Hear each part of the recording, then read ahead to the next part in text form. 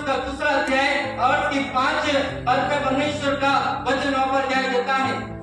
तुम्हारे मिस्र से निकलने के समय बाइबल कहती है, परमेश्वर का वचन कहता है कि जब हमारे जीवन में डर आता है, हमें परमेश्वर की आत्मा में परिपूर्ण होना, परमेश्वर की सामर्थ्य में परिपूर्ण होना, क्योंकि वचन सिखाता है तुम्हारे मिस्र के निकलने के समय जो वाचा मैंने तुमसे बांधी थी, जो वाचा मैंने तुमसे बांधी थी, जो वायदा परमेश्वर कहता है, जो वायदा मैंने तुमसे किया था, जो वाचा मैंने तुमसे बांधी थी, उसी वाचा के अनुसार, उसी वाचा के अनुसार, उसी वायदे के अनुसार मेरा आत्मा तुम्हारे बीच में बना है, मेरा आत्मा तुम्हारे बीच में।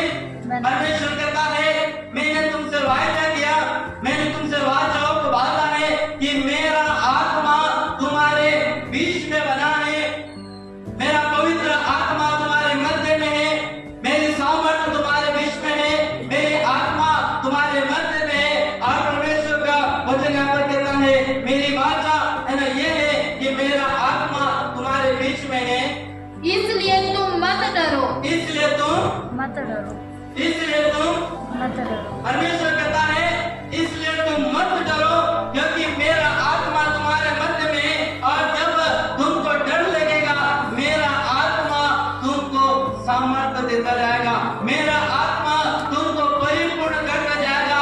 इसे पौलुस कहता है ना, शरीर तो दुर्बल है, निर्बल है, परंतु आत्मा बलवान है। आज चाहे हम अपने शरीर में कमजोर हैं, आज चाहे हम अपने शरीर में निर्बल है, पौलुस कहता है हम अपने आत्मा में बलवान हैं, हम अपने आत्मा में शक्तिशाली हैं, क्योंकि परमेश्वर कहता है मत डर, इसलिए मैंने मेरी आत्मा को तुझे दिया है ताकि तू मेरी आत्मा में तो परिपूर्ण बने। और परमेश्वर का वचन दूसरा तीमुथियुस की पत्री 1 अध्याय और उसकी 7 पद में परमेश्वर का वचन वहां पर क्या कहता है?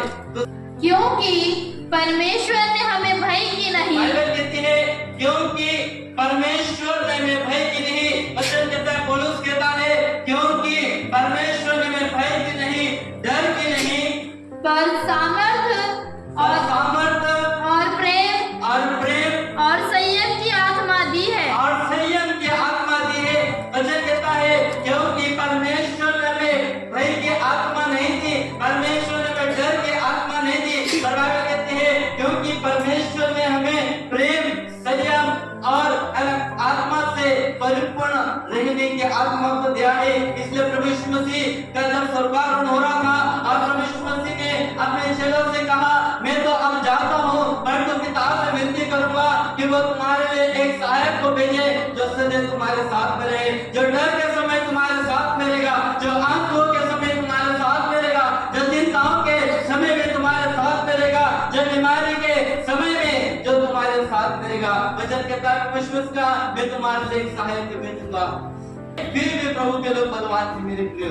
इसे परमेश्वर का वचन पौलुस कहता है परमेश्वर ने हमें भय की नहीं, डर की नहीं, परंतु सामर्थ्य की आत्मा दिया है। और परमेश्वर का वचन रोमी की पत्री उसका 8वां अध्याय और उसके 14 और 15 पद में परमेश्वर का वचन कहता है कि इसलिए कि जितने लोग परमेश्वर की आत्मा के चलाए चलते हैं वे ही परमेश्वर के बेटा और बेटी है। और 15 पद में परमेश्वर का वचन क्या कहता है? रोमी की पत्री उसका 8 अध्याय और उसके 14 और 15 पद। इसलिए कि जितने लोग परमेश्वर के आत्मा के चलाए चलते हैं, बाइबल कहती है इसलिए कि जितने लोग परमेश्वर के आत्मा के चलाए चलते हैं, परमेश्वर के अनुसार चलते हैं, पवित्र आत्मा के अनुसार चलते हैं। बाइबल कहती है इसलिए कि जितने लोग परमेश्वर के आत्मा के अनुसार चलाए चलते हैं वे ही परमेश्वर के पुत्र हैं, वे ही परमेश्वर के पुत्र हैं, वे ही परमेश्वर के बेटा और बेटी है।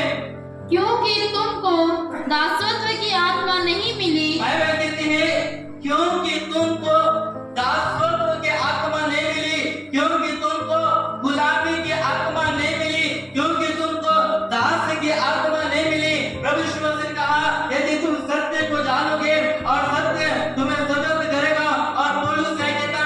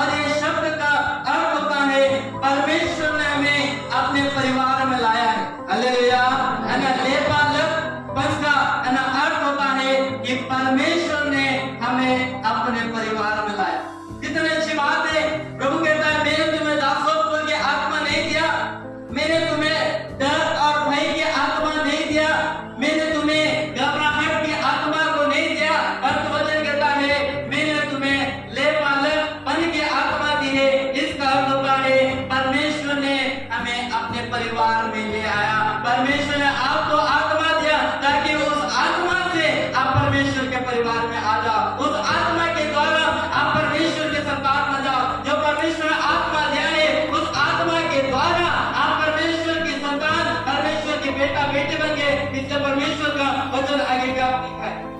परंतु ले बालकपन की आत्मा मिली है, जिससे हम हे अब्बा हे पिता कहकर पुकारते हैं। जिससे हम हे अब्बा हे पिता के तरफ पुकारते हैं।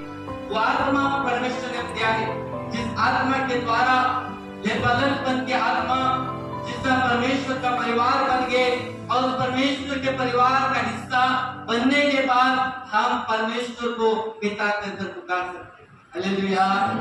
परमेश्वर को पिता कहकर पुकार सकते हैं। फादर है ना, मेरा पिता, मेरा फादर कहकर हम ये परमेश्वर को पुकार सकते हैं।